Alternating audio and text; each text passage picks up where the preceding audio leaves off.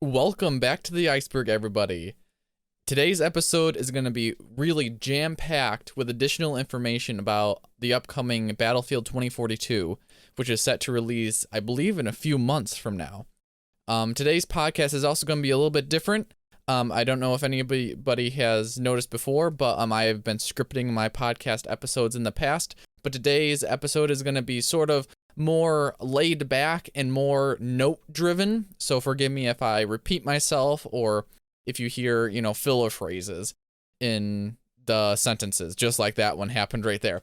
But stay tuned because we have exciting new additional information that I did not cover in my previous Battlefield 2042 episode, which I really want to dive deep into some of this stuff and get you guys prepared for what is upcoming and get you excited and enthusiastic about what DICE has really brought to the table and what's to come. Without further ado, now don't let me ramble on anymore, but we are going to roll that intro.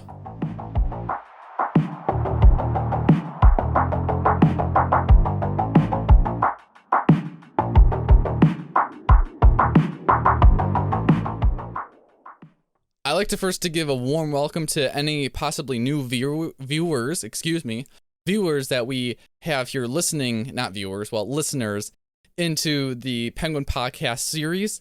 If you guys have not taken a listen, not a look, but a listen to my previous Penguin Podcast episodes, I would highly encourage you to do that because some of them are filled with exciting and entertaining material. Not so much informational. Well, they are informational, but they're more for exciting and entertaining purposes. But in this case, if you have not seen not viewed. I'm going around in circles here. If you have not listened to, there we go.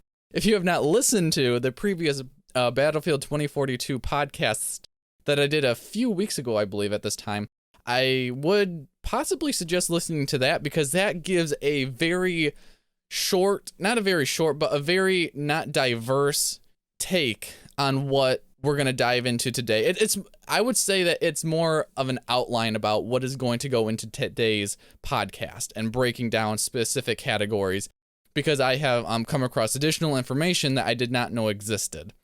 So without further ado, let's jump into what I discovered just today, and I did not realize that was available to us, and then we'll not really skim over some of the details, but we'll go into more depth about what I think will be in Battlefield 2042. I'm sorry. So first off, I would like to state that there is a website for Battlefield 2042 on EA's. If you do a quick Google search, just Google like Battlefield 2042 website or just Battlefield 2042, I'm sure you'll come across it. But this is the key that I came across, sort of the golden nugget that I came across today, which got me hyped up to do another podcast episode about Battlefield 2042. And I'm going to say that phrase a lot, so I do apologize about that. But it is a website that goes into massive detail about what 2042 is all about. I like to first start off with a quote that is on the website in regards to the gameplay. It states, massive scale 128 player battles where dynamic storms, environmental hazards, total combat freedom, and Battlefield's signature destruction spark a new breed of only in Battlefield moments, and end that quote right there. That is a powerful quote to unpack because we have massive 128 player battles, which just highlights the great scale that DICE is going into developing these ones. There are also highlights of possible additional weather implementations going with those dynamic storms and picking apart that quote. They have additional storms, plural. So we already did see the tornado in the city, but there might be larger scale sandstorms in some of the maps where you could possibly take damage, which very well excite me. Or like I highlighted in the previous podcast about having a hurricane or possibly earthquakes, those would also be maybe storms. And I would just like to see if they're implemented because that has me really excited. There's also other hazards, which they don't go into too much detail, but I believe a lot of the details are going to come later on in the coming months up to release. So we don't really have any details about the other hazards being featured. And they did highlight the destruction effects, such as your buildings breaking down, glass shattering, etc. in that quote as well. There are three main game experiences, moving on to the next sort of section, revolving around the game experiences. The first game mode or game experience is called All Out Warfare. This has the modes such as your Conquest and Breakthrough, which is making a return. There are 7 massive maps that are in fact developed already specifically for this game mode, for the All Out Warfare game mode, according to the website. They added the detail that they're accompanying the more space because they want to give way for additional vehicle gameplay.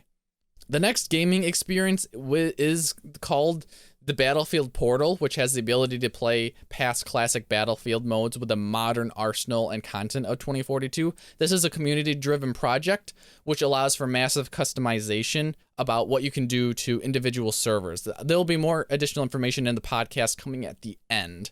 And the final game experience is called Battlefield Hazard Zone. There's not much detail given on the website, just a brief overview about, quote, all new high-stakes multiplayer experience, end quote. They did include the phrase, quote, drop down.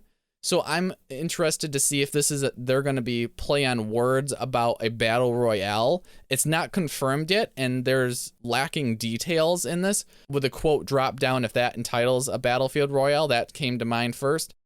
I don't want this to be another failure, in my opinion, as we saw with the Battlefield 5 Battle Royale. I thought it was a little bit disappointing because Battlefield is not really run as a Battle Royale. It's more of a first-person, large-scale multiplayer shooter. But if this is a Hazard Zone Battle Royale, I hope they bring something bigger and better to the table than we saw in Battlefield 5. Now we want to move on to a quick note about all the weapons that will be available to the players and their, quote, arsenal. They are, quote, inspired by the near future of 2042. Just a few comments about this is while I'm excited and eager about this, to use the weapons and get my hands on them, I do have a few concerns about overpowered weapons. I would say, as all probably FPS shooters have when their first few months of releases, if they have any overpowered weapons that they need to nerf back or possibly buff. There might be some of the weapons that people love and they need to be buffed in order for the community to enjoy them better. But my main concern is having like 1 or 2 large, beefy weapons that are going to take over the battlefield, and players are just going to use those, and it's not going to be much fun against them. But additionally, those little issues resolve or usually within the first months of release and development once the team gets back onto them. In addition, they also give the quote, modern guns don't necessarily have to be stronger than World War II weapons, end quote. This is sort of the play on words about how they're going to bring the previous weapons with Battlefield 1 and Battlefield 5 into Battlefield 2042. I don't know if that's just for the portal or if that's going to be implemented throughout the entire multiplayer servers. I don't know if official servers will allow them. My thoughts is that they're not going to allow them on official servers and possibly only have this reserved for the portal community-driven servers, but I could also be wrong on that, so do not quote me.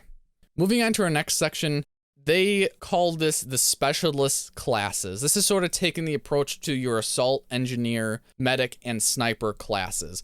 There are additional classes that have not been yet discussed and have room for them, but DICE has so far given only 4 of these classes. To start off, number 1 is called Webster McKay, if I am pronouncing that name correctly, who looks to be more of a front-runner assault type specialist with your 2 unique abilities that are granted to him. Those are being the grappling hook, which you are able to fire, and then you are able to climb to the attached point, as well as the nimble ability, which allows a player to move a bit quicker while aiming down sights. Number 2 is Maris Falk, who is the medic of the team. She is equipped with a Surite pistol to fire medical syringes at teammates, which will passively heal them, while also doing damage to enemies if you hit them. Secondly, there is also the combat surgeon ability, which she is equipped with, which will allow the player to revive nearby down teammates and get them back to the fight with full health. I don't know if this will replace the defibrillators in any means, but that's a unique ability. Number 3 on the list is the one known as Boris, who is the engineer of the operation. He is perfectly equipped with an SG-36 Sentry system, which will quickly and swiftly spot nearby enemies and unloads a volley of bullets in their direction. His ability is entitled the Sentry Operator, which allows the player to spot enemies automatically once the sentry system has locked onto them. I also still hope that the EOD bot is still in there, because I just love going around and killing players with that little bot. It's just hilarious. Then you have number 4, last but not least, because keep in mind there are still more specialists to come in the coming months, which have not been revealed, is the one codenamed Casper. Displayed with his form of ghillie suit would be the sniper specialist of the squad. If you play as him, you will be given an OVP recon drone to spot nearby moving targets, which will also disorient enemies by using EMP blasts. In addition, your drone can assist others by designating targets for easy lock-on. The ability provided by him is the movement sensor.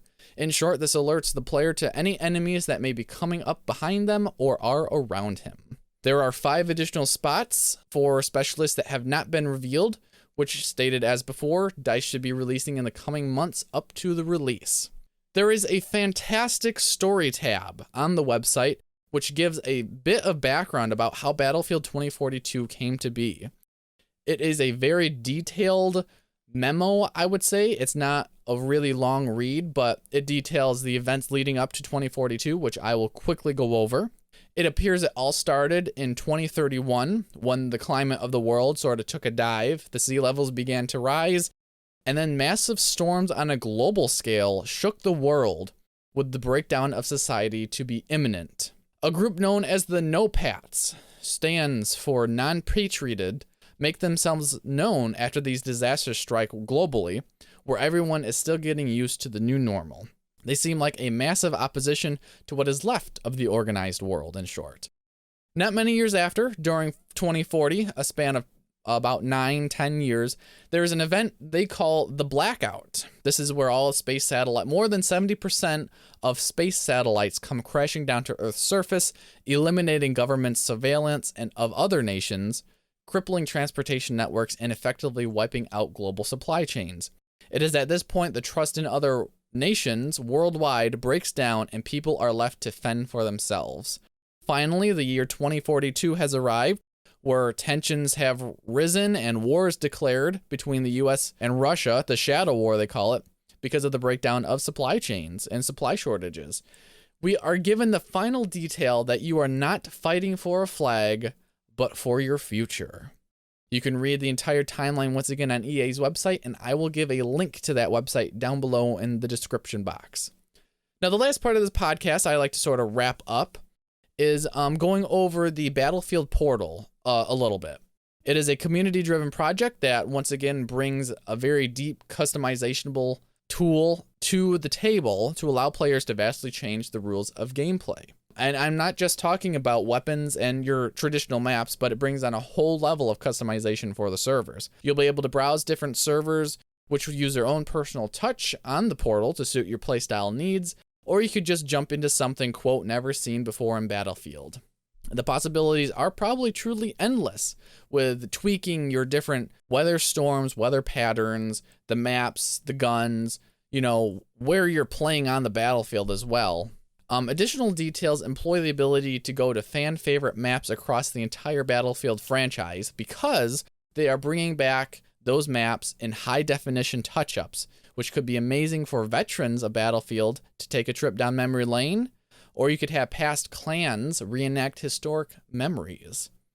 There's an additional article that revolves all around Battlefield Portal, the Battlefield Portal, which I will leave down to the description box, which you can take a look at so you can know exactly what it encompasses.